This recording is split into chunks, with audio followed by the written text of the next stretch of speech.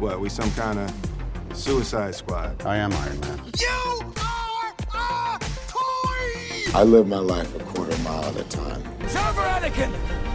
I have the high ground! I'm gonna steal the Declaration of Independence. I'm simply saying that life, finds a way. Welcome back to the Big Movie Boys podcast, the only podcast to get remade with an all-female cast. I'm your host, Jeremy Bauman, and with me as always is Ben Stitch. What's going on out there today? And Bob Liebel. What's up, guys? Super excited. This podcast comes out Monday morning, but there's a huge UFC event going down this Saturday, UFC 259. So I think I'm just going to ask you guys. I'll ask you your picks out of the 3 title fights, and we'll see how well this ages. This is obviously being recorded before the fights, but I'm just going to go around and ask you who you think's going to win, and then we'll see who gets the most right next week when we come back to this. So I'll start with you, Jeremy. What are you thinking for the main event? Israel Adesanya versus Jan Blachowicz. The middleweight champion of the world, Israel Adesanya, versus the light heavyweight champion of the world, Jan Blachowicz, for the light heavyweight belt. Who do you think wins? This is a tough one for me, I'll be honest. I am an Izzy fan. My heart wants to say Izzy. Part of my brain is saying Jan, though. I'm pretty split on this one. I think it's a better payout if I put my money on Jan, so I'm going to go against my heart. I'm going to say it's Jan. Ooh, Ben, what do you got in this? I know you're a huge fan of both of these athletes. Yeah, this one's pretty easy for me. Everyone knows that I obviously host another podcast strictly about UFC. Big UFC boys, give it a listen. This one's easy for me. Putting all my money on Israel Adesanya. Said that name right. And yeah, this one's easy for me, Bob. What about you? I'm gonna echo what Ben said. The money is all saying Israel Adesanya. He's becoming a pretty big favorite lately. I think it's going to be a lot closer of a fight than people are expecting. But I think at the end he comes out on top. I have Israel Adesanya winning the light heavyweight championship and becoming a simultaneous 2-division UFC champion, only the 5th in history to ever do it. Going to be a fucking big night. So we all know the other 4. Those are big. That's really Ben impressive. could rattle them off right now, but he doesn't even want to waste time. We know doesn't need to. We all know it. Okay, but in the co-main event, we have Amanda Nunes is fighting Megan Anderson for the 145-pound featherweight title. Who do you think you got in that? I'm interested to see what you guys are going to say for this one. Who do you got for that one, Jeremy? Nunes. I'm not going to waste my breath with anything else. This is easy. Yes. Okay, Ben, what do you got? Yeah, this one's interesting. When I've played UFC, the video game, I've played as Amanda, is that her name? Nunes? Yep. And she's badass. But also the name Megan kind of scares me. If you ever have met a Megan, you don't want to fuck with a person like that. But I think Jeremy's confidence has swayed me, though. I'm going to go with Amanda Nunes. Yeah, they always say never cross a Megan, but she's kind of the next lamb for slaughter. She's going to die. It's going to be really embarrassing for her. I have a feeling that Nunes is going to embarrass her pretty badly. It's going to be violent. I'm putting the house on Amanda Nunes. But the final championship fight and the first one on the card for the bantamweight title, Aljamain Sterling versus Peter Yan. Who do you got, Jeremy? This is a pick'em, right? I mean, I don't have much of allegiance to either of these guys. So I'm just going to say Sterling, unless that's who you picked, Bob, in which case I will pick against you. I'll let you know after. Ben, who do you got? This one's also easy for me, Jeremy. It's not Sterling. This one's Peter Zahn. Was it, Bob? I forgot. Jan. It wasn't Jan. Peter Jan. Yeah, everyone knows he's a great fighter. He likes to use his hands. And if he gets down onto the ground, he can use his legs too. Great with his hands and legs, Jeremy. So look out for Peter Yan. Wow, Ben, you sound like a seasoned UFC veteran over here. I had Aljamain Sterling just because I saw that awesome first round submission victory a few months ago. So, Jeremy, you're switching to Yan then, I'm assuming, right? Always bet against Bob. That's a good way to make money. So let's recap it. Jeremy has Jan Blachowicz, Amanda Nunes, and Peter Yan. Ben has Israel Adesanya, Amanda Nunes, and Peter Yan. And I have Israel Adesanya, Amanda Nunes, and Aljamain Sterling. So next week we'll see who had the most right. Always got to double down on the Yan. It's bad luck to bet against a Yan when you're also betting for a Yan. Yeah, that's a fact. It's a tale as old as time. Well, after we get through those UFC events, I think people are going to be looking for new stuff to watch on Sunday, you know? A little recovery after all the copious amounts of drinking during the UFC event. So to start off this week's podcast, we're just going to go around the table, tell you guys what we've been watching, stuff we haven't discussed yet on the podcast, and maybe throw some suggestions out there on stuff that you guys might enjoy as well. Bob, why don't you kick us off with what you've been watching lately? Yeah, so I'm going to start it with two rewatches that I've just recently got back into. And I started rewatching South Park just because I got HBO Max. It's on there. I wanted to watch the new seasons because I had never seen them. I think the last two I hadn't seen. Basically went through and watched those right away. And then I slowly started to realize I'm pretty sure I've seen every episode of South Park that there is. I'm just scrolling through. I'm picking random seasons, just throwing episodes on, trying to find one that I haven't seen. I'm going all the way back to season 1, season 15. I cannot find an episode of South Park I have not seen now that I'm fully caught up. But, I put it on when I'm on my lunch break. Pretty awesome. Another thing I've been checking out, always seen episodes of it, never watched the show in its entirety. King of the Hill. You guys ever watch King of the Hill? I've seen an episode here or there, but nah, never something I've seeked out. Yeah, it was always on TBS, but I don't think I ever watched it. I always watched just like miscellaneous episodes of it when it was on TV. Always thought it was kind of funny, and it's on Hulu, which let me tell you is the worst fucking place in the world to watch a goddamn it is torture. TV show. I waited for months for the last 3 seasons of Criminal Minds to get put on streaming services. I don't think I got halfway through the first season on Hulu before I had to tap out. Dude, it's horrendous. Nothing like paying to watch a show from 1999 and still getting fucking commercials. Jesus fuck, it's horrible. I'm on like season 3 though. I'm just throwing it on. It's funny. It's interesting to watch, and I don't know. It's a good cartoon. So I've been watching that. But my big thing, and this is new, and I know you guys know about this. Everyone's been talking about it. Alan v. Farrow on HBO Max. Holy shit! I only really know it by name. I truly don't really know anything about it. Ben, what do you know about it? Anything? I think I get all the details mixed up. I know that Woody Allen's kind of a really horrible person now. Like, I know he was having sex with someone he shouldn't have been having sex with, maybe multiple people. That's basically all I know about it. Let me give you the, and this isn't a spoiler because apparently this is common knowledge. I think it's just like a generational gap. People our age don't even really know who Woody Allen is. But like, this is something more for our parents, I feel like. But listen to what this son of a bitch did. So he's dating this other actress, Mia Farrow, who is, I guess, at the time, also super famous. I mean, I don't really know anything she said. But anyway, super famous. They have a ton of like adopted kids together. Like they don't have like a blood child together. They have a bunch of adopted kids.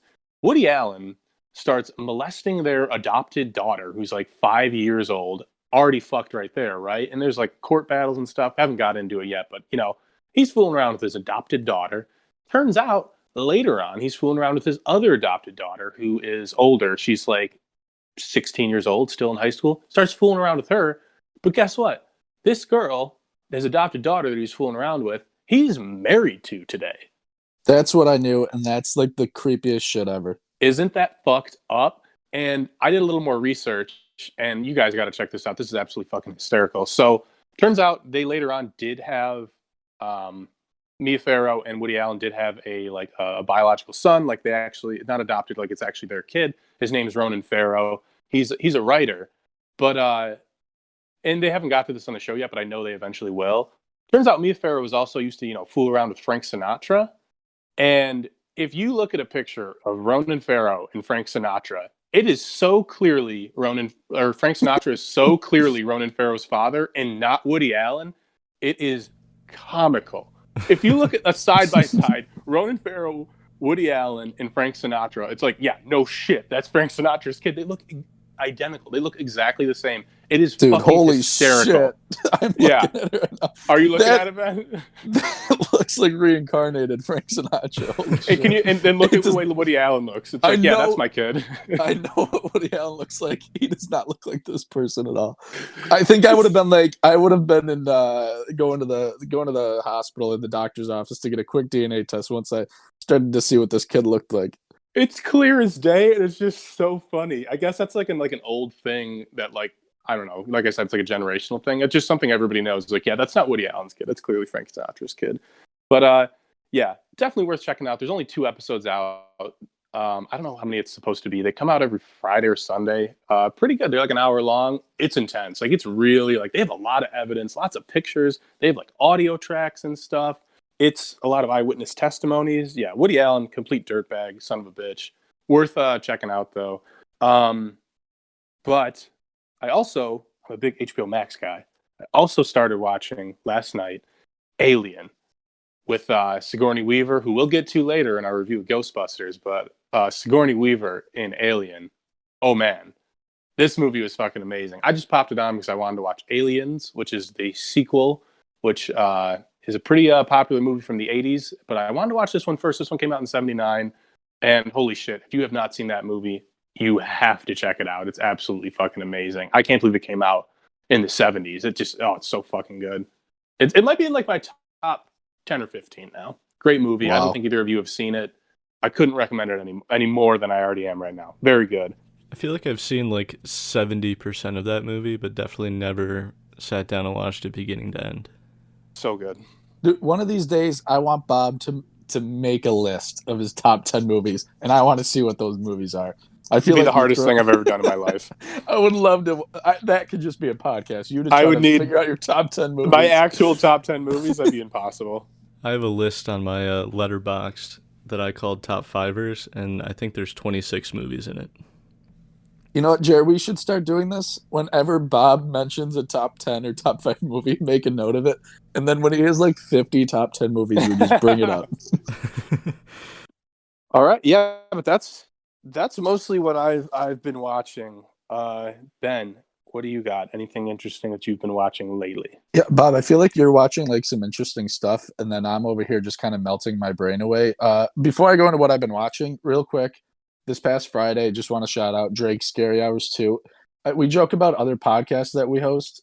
This is one that I could actually probably do, the Big Drake Boys. Named my dog after him. I love Changed all your 3 birthday songs. after him?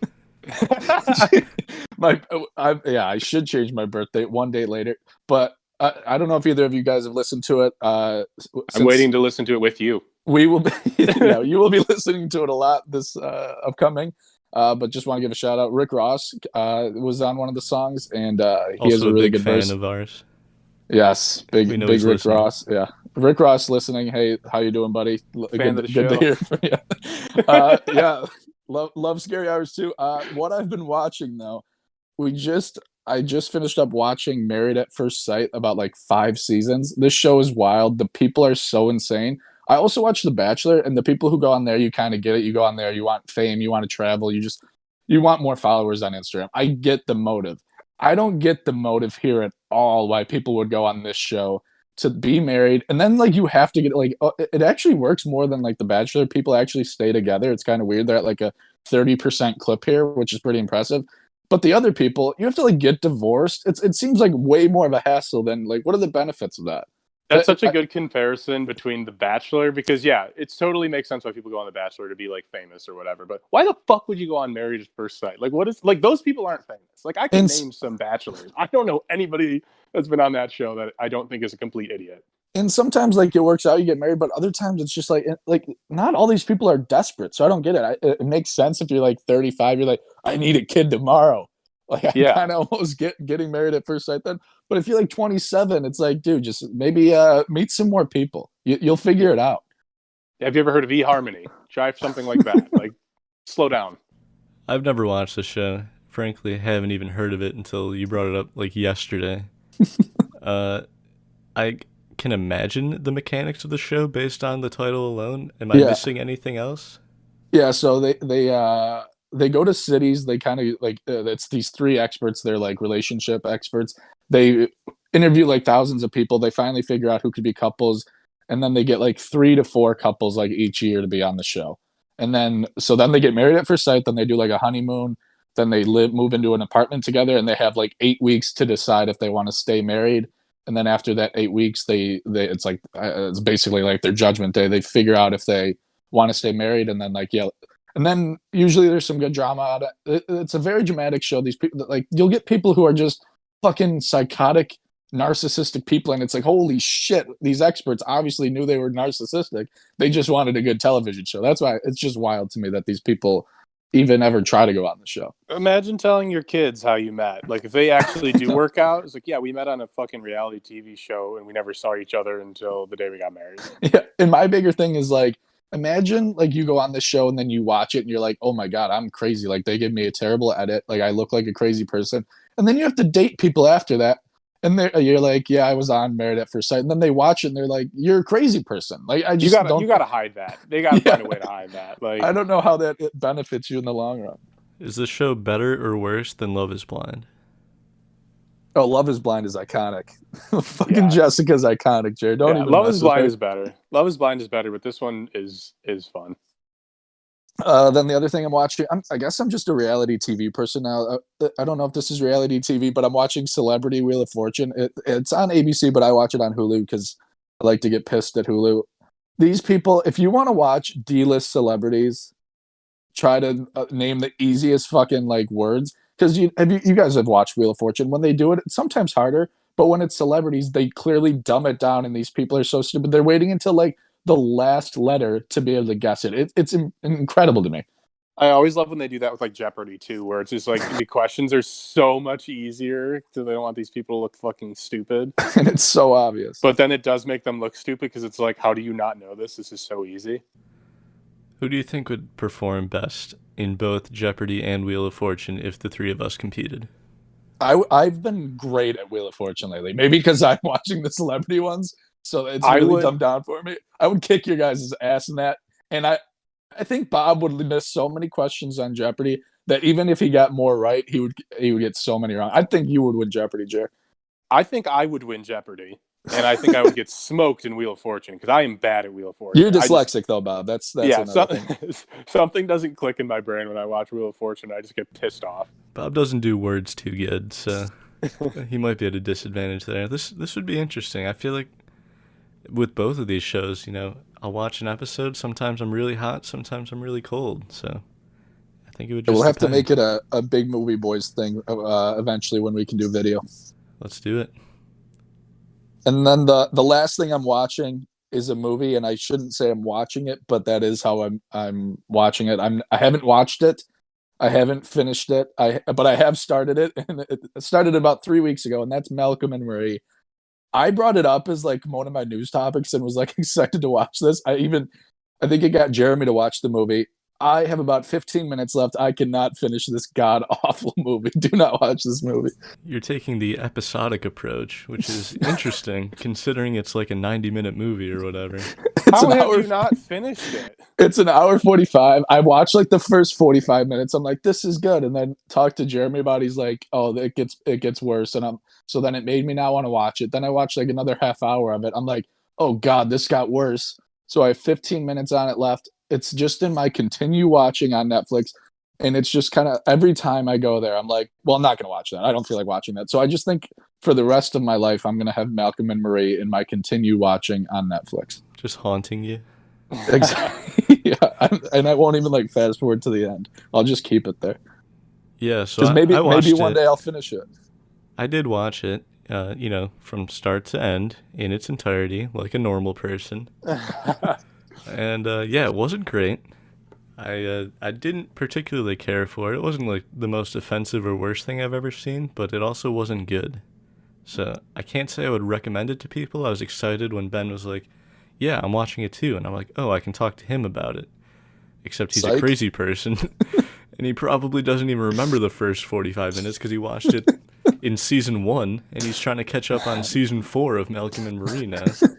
Dude, I when I rewatched it or was starting it again, there's just a whole lot of yelling, and I think the acting is like a little over the top, especially from John David Washington, who I love, and like Tenet and Ballers. Like I love him, and Black Klansman, but it just felt like over the top. Everything was like so over the top, and I get you kind of had to do it because there's only 2 people this entire movie.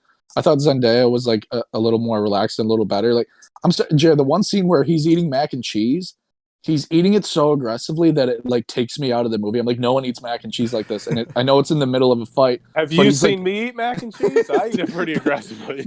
My biggest complaint with this movie is when he's eating the mac and cheese, he's barely eating any of it. His bowl is full, and then he gets up to get more. And it really just, I felt like I was like George Costanza watching this movie. I couldn't get past it. I was just nitpicking that part. Like, dude, you had so much mac and cheese left. Why did you go get more? It really bothered me.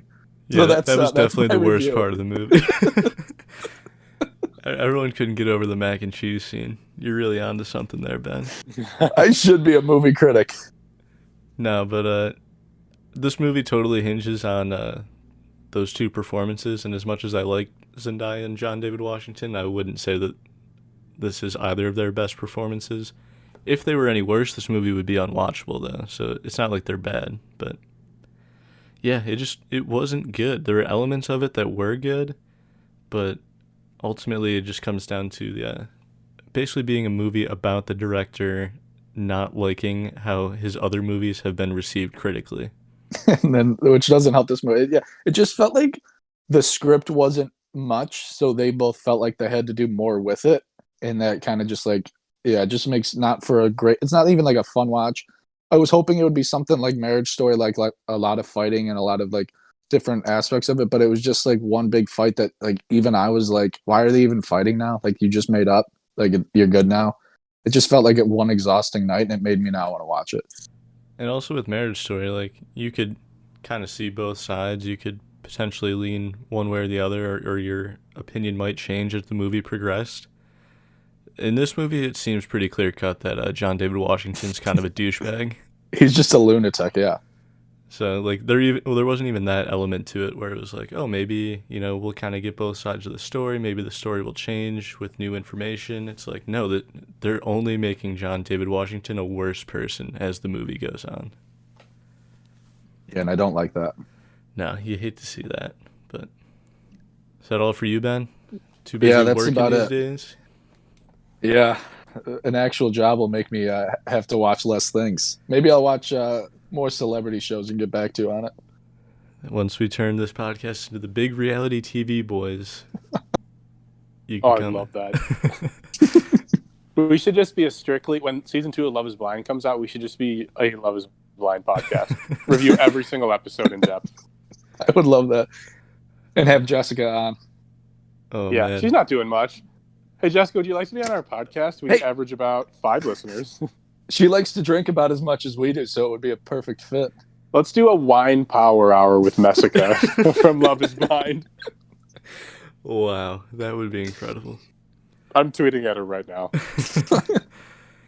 Until we can, get all that coordinated, I guess I'll run through my list. I basically started the year watching a bunch of Edgar Wright movies. I'd only ever seen Scott Pilgrim and went through almost all of his other movies. If you've never seen Shaun of the Dead, Hot Fuzz, or Baby Driver, I would recommend all of those. Shaun of the Dead is awesome. I have not seen any of these movies. I just looked them up. I'm like, shit, I haven't seen any of his movies. Definitely good. I would recommend those ones for sure. Scott Pilgrim doesn't do much for me. I didn't see The World's End or whatever, the last one in that Coronado trilogy, whatever they call it is. That's a trilogy? Not like officially, but it's like the same actors and everything. Oh, okay. Then I watched Signs, and I kind of don't want to like any of M. Night Shyamalan's movies after watching the Avatar movie, but Signs is really damn good, and it was on Prime. That guy can make a good movie. Yeah, it was surprising, but it was on Prime. I don't know if it still is, but if you haven't seen Signs, that's one to check out for sure. As far as like TV goes, I got into Search Party at the beginning of the year. That's on HBO Jerry, you're Max. speaking my language. I love Search Party. Have you actually seen it? Yeah, Jerry, I love Search Party. I thought I brought this up to you before. Maybe. I What's don't it about? remember it. This girl goes missing, and then a girl she vaguely knew from college goes missing, and then Dory is the main character, and she basically makes it her life mission to find this girl with her friends, and it's super funny. Her friend, I think it's Elliot, right, Jared? That Yeah. dude's fucking hysterical. Oh my god, to me. he's one of the funniest characters in any TV show ever. Wait, so it's a comedy? Yeah. It's like, Yeah, Oh, I mean, okay. it's funny as hell. The first season in particular is so goddamn Yeah. funny. But yeah, there's a scene where they go to this candlelight vigil for the girl who went missing, and this a cappella group from their college starts singing, and they sing "Since You've Been Gone," and everyone around them is like being super serious and like emotional, but like Elliot, I think, is the one who's like, "Oh, you can't do this. This is super inappropriate." It was so. Yeah, have you finished the whole series, Jared? Yeah, I cranked through the whole thing. Yeah, I think it kind of gets a little progressively worse, but it's still like it's worth the watch. Like that first season alone is like I don't even is it like 8-10 episodes, Bob? You should just It's easy just to get watch through. What's it that on? season. It's on What's it on? HBO Max. Your shit. Oh shit! Yeah, I'm a big HBO Max boy, so I should check that out. It's Yeah. it's super fun. Yeah. Yeah, I agree with you. I think it does kind of get worse, but I don't think it ever gets bad. Yeah. Agreed. Some new movies I watched besides Malcolm and Marie. I watched Nomadland. That one's on Hulu now. Got a bunch of Golden Globe nominations. Maybe won some as well. I didn't really keep up with it that closely. I think Chloe Zhao won for Best Director. It might have won for Best Picture as well. I don't even remember at this point. But it's on Hulu. If you want to get your Oscar nominations in early, then maybe check this out. I didn't particularly love it. There's definitely elements of it that are good. But overall, it didn't seem to accomplish that much. So I'm kind of conflicted as to whether or not I think it's good enough to recommend.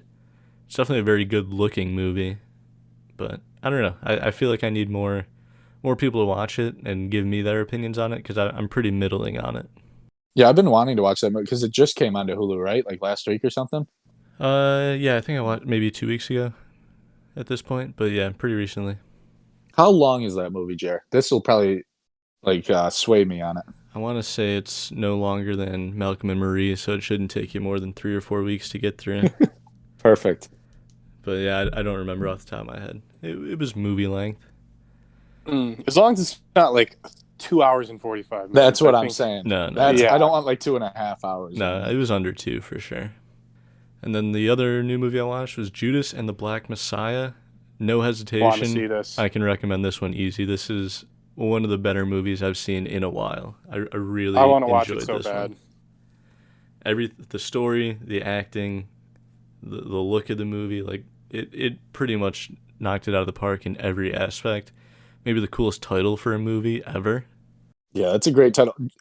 Yeah, Jerry, you love this movie so much and you want to talk about it with people so much that you've created a world in your head where I've seen this movie already and thought we talked about it, which is just incredible to me.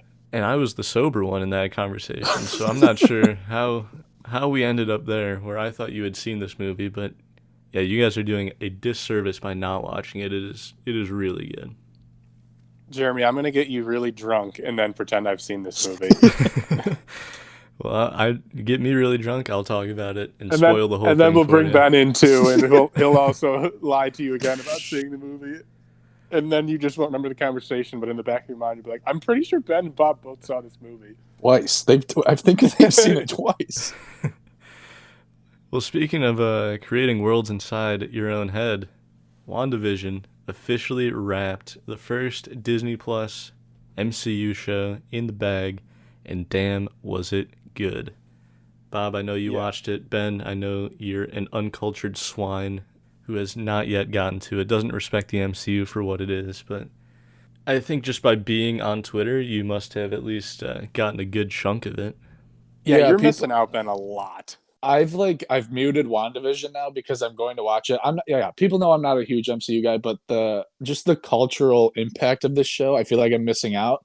And now that it's all out, like I don't even know how many episodes it is, but once you guys told me it's like a half hour long, I feel like I can finish this in 2 days, much quicker than a Malcolm and Marie movie. But so I'll catch up on this, and then I can finally talk to you guys about it next week when you guys are done about it. Yeah, you Ben, you really should watch it because the episodes are anywhere from like 25 to some of the newer ones. Like once they get later in the season, they're longer. But they say they're like I think the last episode, the runtime was 50 minutes, but there's literally 14 minutes of credits. So it's not long at all. And then you got to watch it. I think it's 4.5 hours minus credits for the 9 episodes, I think is what I heard. It's absolutely unbelievable. This might be like one of my favorite shows that I think I've ever seen. Like I'm obsessed with the show. I think it's so fucking cool, such a unique concept, so fucking entertaining. just such a cool way to like bring in Phase 4 of the MCU, and just entertaining top to bottom. And I could not wait for every Friday when this would come out to watch it, and it preoccupied my entire day. Like Friday, like when it came out, I was like, "Fuck! Don't look at Twitter. Don't do this. Don't do that," because I don't want to get it spoiled. And it was impossible to avoid spoilers for this because Ben, you mentioned the cultural significance of it. Everybody and their fucking mother is watching this show, so that was the cool part about it. Is like after you did finally watch it, and then you could just go scroll through Twitter like aimlessly and not be like worried that you're going to see a spoiler. I like that. Once I finally got the episode down and I could look at like people's theories or watch a YouTube video or just scroll through Twitter and see what people thought about it because everybody was talking about it. That was the coolest part about it, I think. Yeah, I would just wake up early on Fridays, watch it before getting out of bed. Yeah, that's dedication. That's the biggest review or biggest thing you could say about it, Jared, because I know you like to set about 10 alarms and hit snooze on all of them. So that makes me want to watch it even more, I think. If it makes you get out of bed, that's pretty impressive. Only hit snooze 9 times, and then make up that extra time by watching WandaVision. Yeah, I mean the pacing of the show is so great. The my only complaint, which isn't even really a complaint about the show, is just like originally this was supposed to be I think the 4th project to come out on Disney Plus, and it was going to basically coincide with the next Doctor Strange movie coming out and kind of lead right into that. Now, because of COVID kind of ruining everything, rescheduling everything, this is the first Disney Plus project, and Doctor Strange is, I believe, 2022. So we got a little bit of time between this and the next Doctor Strange movie, which is kind of a bummer. Am I going to watch this again before Doctor Strange? Yes, obviously. But now I'm just pumped for that movie, and we got 4 or 5 shows and 3 or 4 movies to come out before that.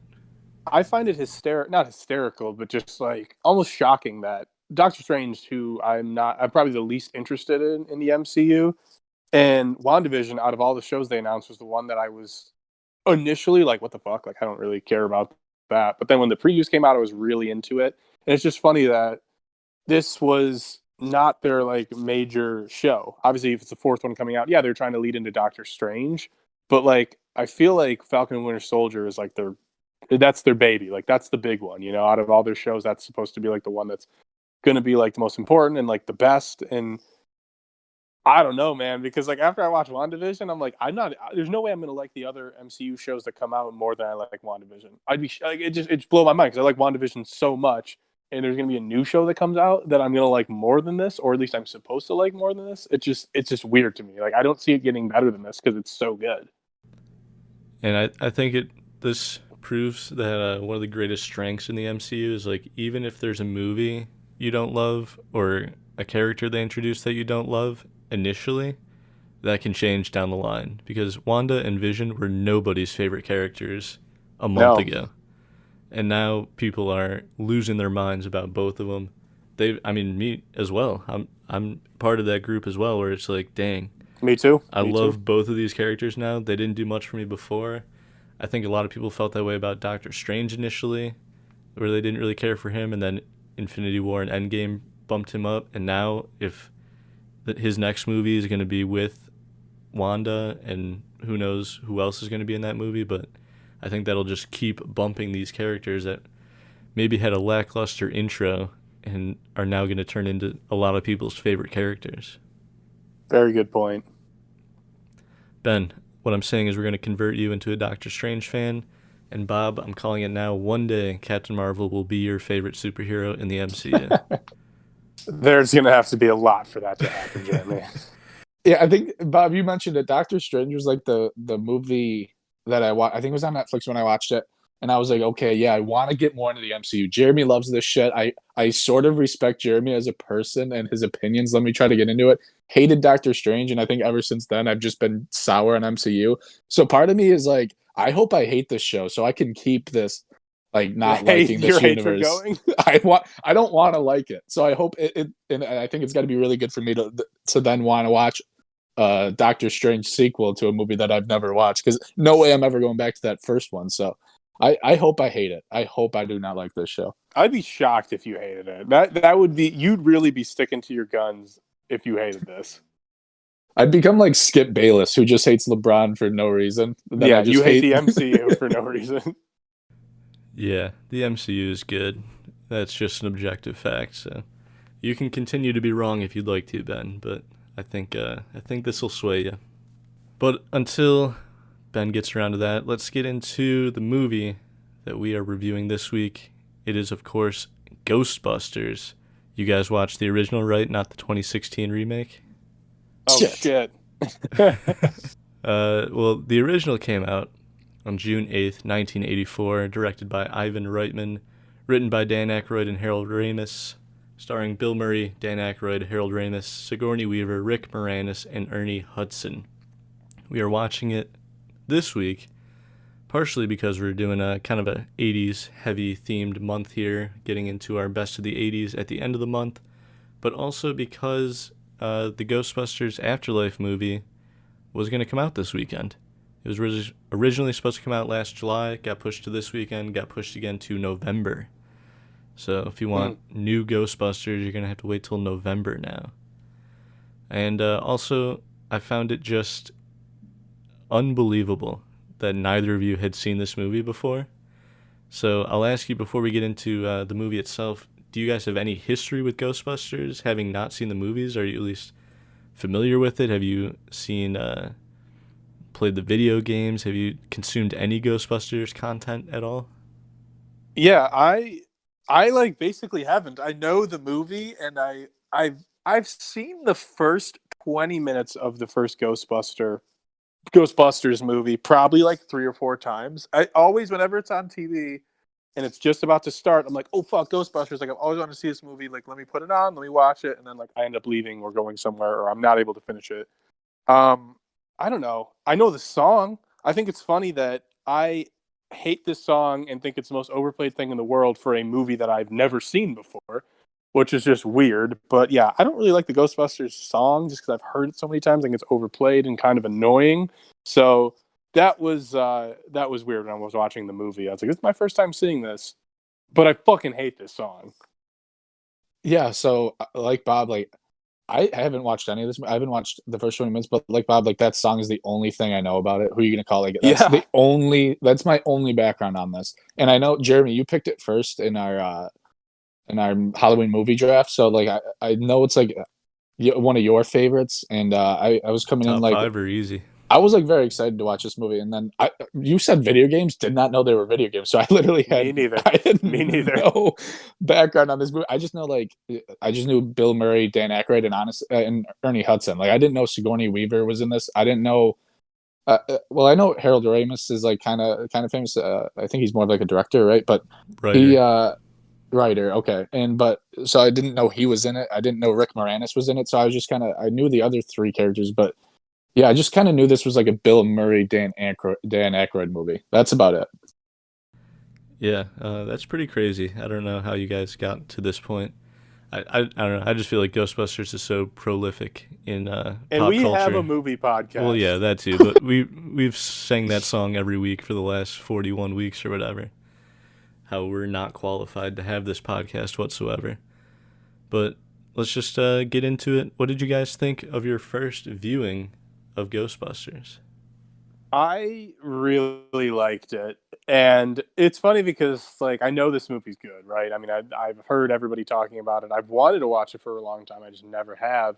So I wouldn't say my expectations were like super high.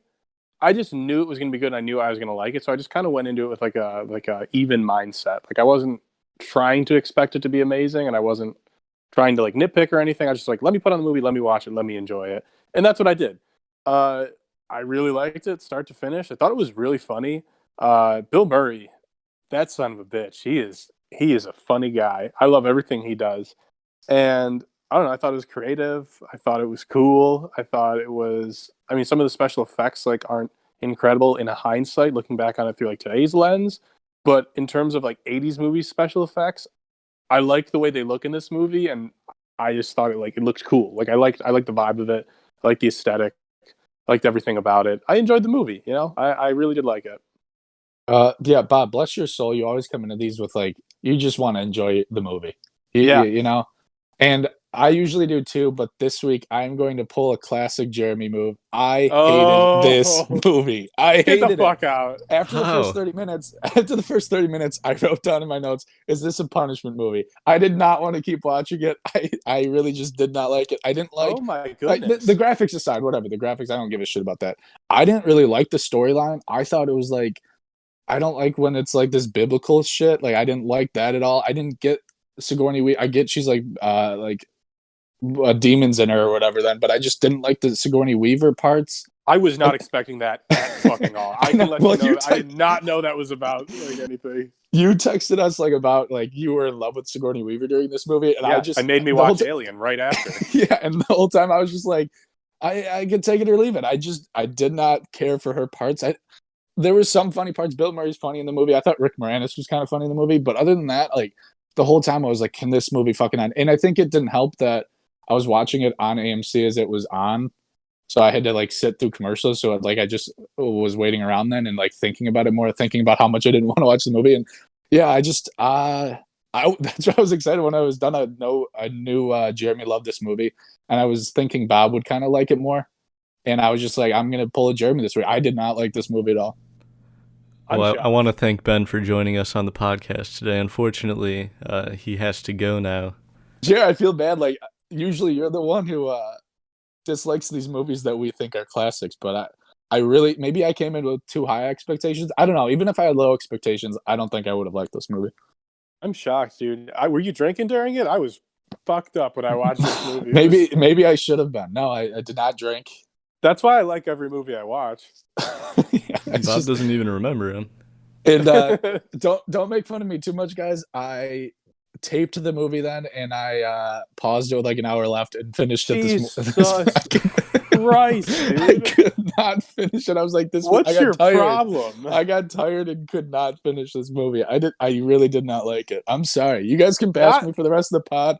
Not only have me and Ben never seen Ghostbusters, which makes us a poor excuse for a movie podcast, Ben can't even watch an entire movie in one sitting, yet where he's on a movie podcast. Do you need some like Ritalin or something to get through these movies? Yeah. Yeah, Ben, I don't know what to tell you. Unfortunately, you're just absolutely incorrect with all of your opinions here. This movie I would call a masterpiece. Oh, whoa. Basically, top to bottom, a near perfect movie. And it's also like, I would consider this like my default 80s movie.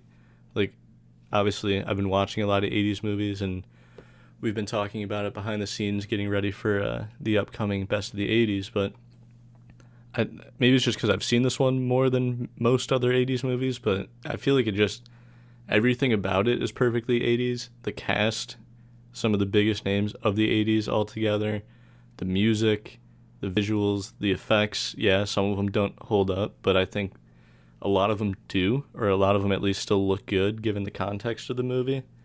The 80s vibe of like bad visual effects, though. Exactly. Like, does that make sense? Yeah, like No. it's almost like you expect them to be bad and they look bad, but it's like, okay, that's good for an 80s movie. Like that's a good 80s movie visual effects.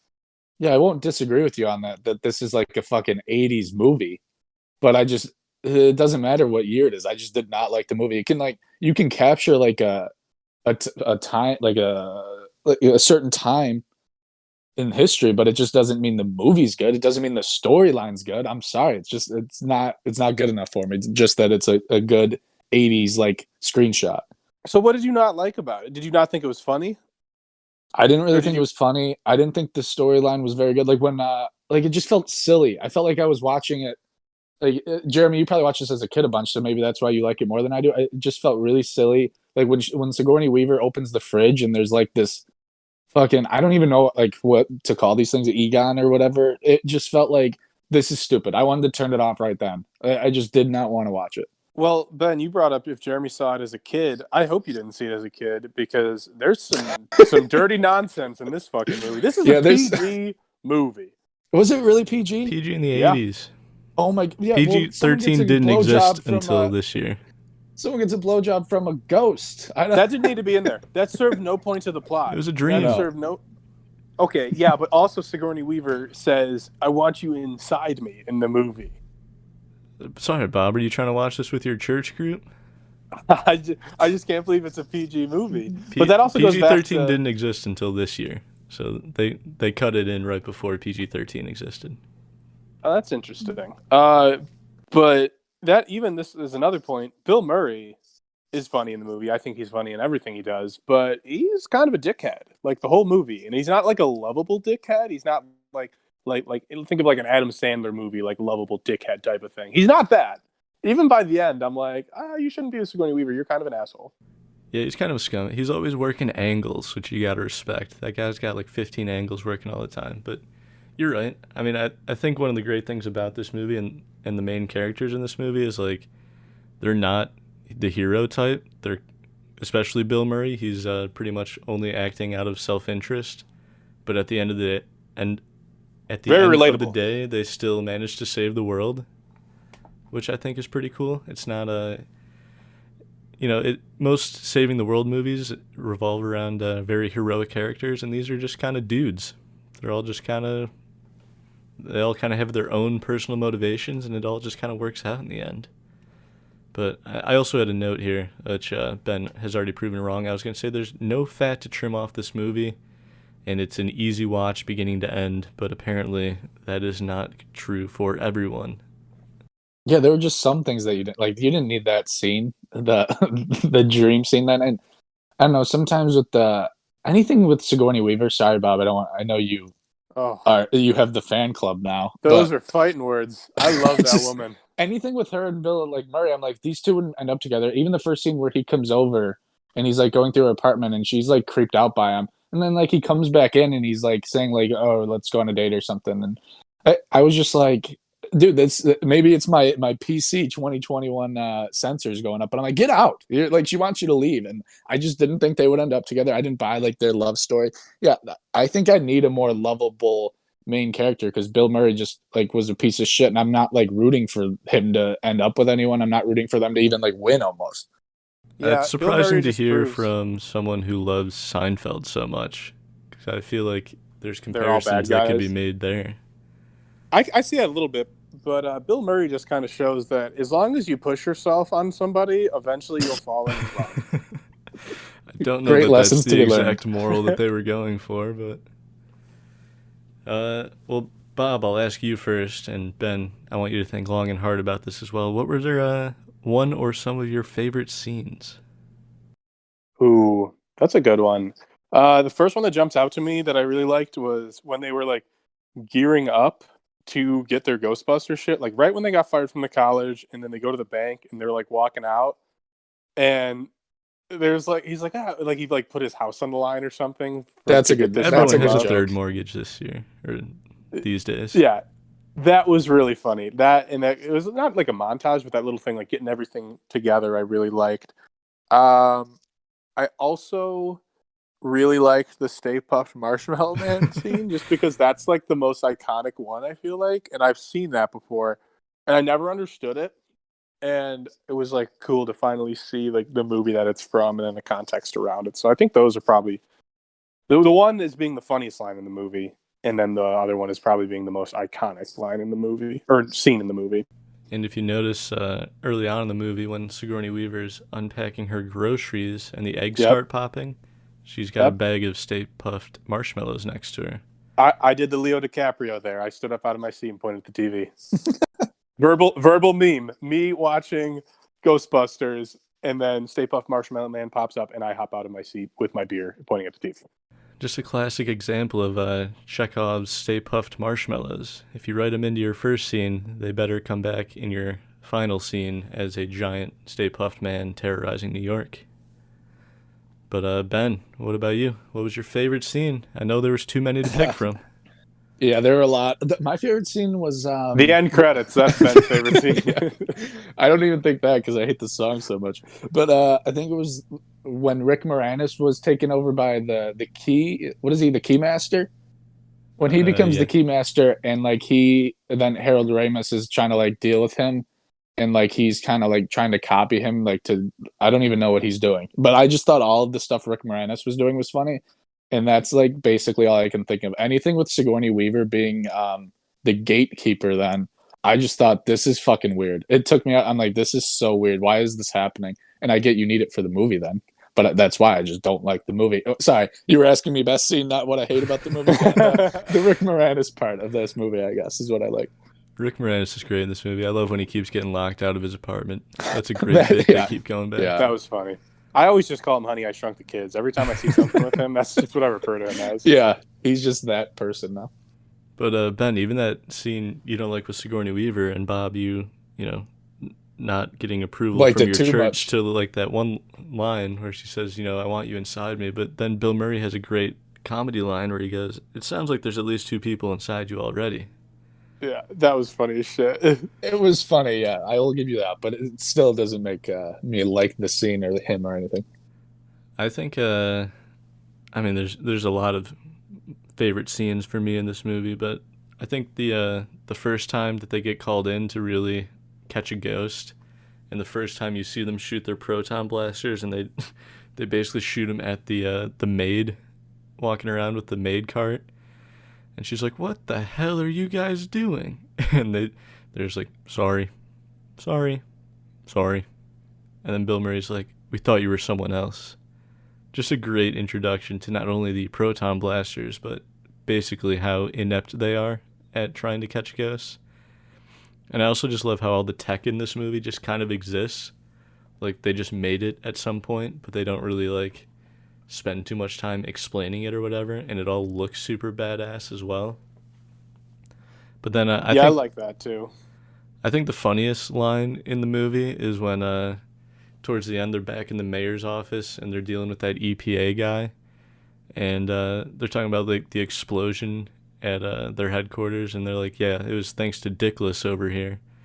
And someone's like, "There was an explosion?" And he's like, "That is true. This man has no dick." When Bill Murray, like, the Dickless line alone makes me laugh, but then when Bill Murray just doubles down and says, "It is true," answering a different question, and then he just goes back and says, "This man has no dick." That's the easily Good I family, think, the good best family line. fun right there for your PG. PG. movie. Yeah. Again, you guys got to get over the PG rating. It was a different time. But I was, gonna ask, not expecting Ben to have all of the scenes be tied for his least favorite scene, but I was gonna wonder if you guys had any criticisms or nitpicks in this otherwise perfect movie. But I'll go first. Yeah, it's the scene where Sigourney and Rick Moranis then join up together, and like it's weird. Like, she's blowing up her apartment then, like which she must make like $10 million a year because that apartment overlooks Central Park, and like the building's just breaking down. I felt like it was 2 different movies. I didn't mind the stuff with like the Ghostbusters, but anytime it kind of cut away to like what they were the big demon thing that they were trying to fight, I was just like, this sucks. I do not want to watch anything regarding this. See, that didn't really bother me. I actually don't have any scenes that I really disliked. I basically liked everything. There was nothing that really stuck out, no glaring flaws. That's the only correct thing answer. There is one thing, Jeremy, that I did. It didn't really confuse me, but the one thing that like really stuck out that I was like, okay, what the fuck, was Ernie Hudson. How he just like sort of gets added in like midway through the movies. Like, oh, this guy's a Ghostbuster. Like Dan Aykroyd, Bill Murray, and then Egon. I don't know what his actor's name is. I just know what he was in the movie. Harold Ramis. They're nice. Like, yeah, they're a good trio, right? I'm like, these guys are good. This is cool. Like, I like this. Like they're a good like trio. And then like he gets added on later in the movie, and I don't know, maybe it's like happens off screen, but it makes it seem like he says he's been working with them for a few weeks, and like, I don't know, like they're all buddy and know each other, and then he just kind of gets added in. And even in like the final like boss fight scene, there's a few scenes where they just show the 3 of them, and he's not even in it. So I'm like, was he just like shoehorned in? Like, no, seriously, go rewatch the movie, Jeremy. There's a couple times where they I'm with 3 you, of them. 100%. But you know what was funny when I was watching it, when it first started, I was like, how did they do this in Stranger Things? Who is the black kid supposed to be? And then later on, I was like, oh, that's the one he was. Like, oh, he gets added into the movie. No, but it does feel like totally, he feels like such an afterthought. I'm like, why is he in the movie? Like, you take his character out and absolutely nothing changes. So that was, I guess, my only criticism. And I didn't dislike him. Like, he had a few lines. He didn't really say anything funny. He didn't really stick out to me, but he just seemed expendable. I feel like he didn't need to be in the movie. But that's it. And that's like gun to my head. Like, what do you dislike about this movie? And that's what I would answer. Yeah, that's fair, and I'm with you most of the way on that one. I guess the only like reasoning I could give behind that is that he is just the kind of the guy they hired once they start getting overwhelmed, the three of us. So I think the focus is still on the three of them as like the kind of quote unquote founders or whatever, the guys who kind of got it started, and he's just kind of an employee. And there's the scene where he gets hired and he's like, if there's a paycheck involved, I'll believe whatever you need me to believe. So I guess that would be the reasoning behind kind of making him an afterthought, is that he is just kind of the employee. But I agree. I think they could have done either could have done more with him or not had him at all. I think either of those probably would have made more sense than what they did with him. But I agree. It's not like it doesn't ruin the movie by any stretch of the imagination or anything like that. So you guys say you hate the theme song. I'm going to need you to retract that statement officially on the podcast because sucks ass. It's so damn good. Oh, that's a point to bring up. If you were Bob, you were drinking during this movie, they do a chant of Ghostbusters. You had to just be chugging your beer watching this movie. Good point. Yeah, dude, I don't know. Jeremy, have you ever been to a wedding before? I feel like Ghostbusters is an all-time wedding song. I have not been to a wedding since I was like 5 years old, but I can't even imagine why Ghostbusters would be a wedding song. Have you been to multiple weddings where this song is played? Yeah, every single one I've been to, dude. It's like or Cha-Cha Slide, Ghostbusters, Sweet Caroline. Like, those are... One of those do not sound like the other, and that one is Ghostbusters. Nah, dude, I hear Ghostbusters all the time. Like, any function. It's just such a overplayed, corny song. Dude, Bob, I think you're living in an alternate reality where people are just playing this song around you. Like, I've been to weddings before, and I can guarantee this song was not played.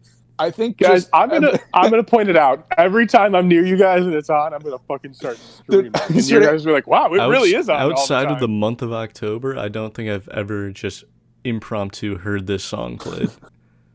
Oh, you'll notice it now. It's on all the time. I'm pretty sure when you go to weddings, everyone else gathers around and they go, "Hey, we're gonna play Ghostbusters now to fuck with Bob."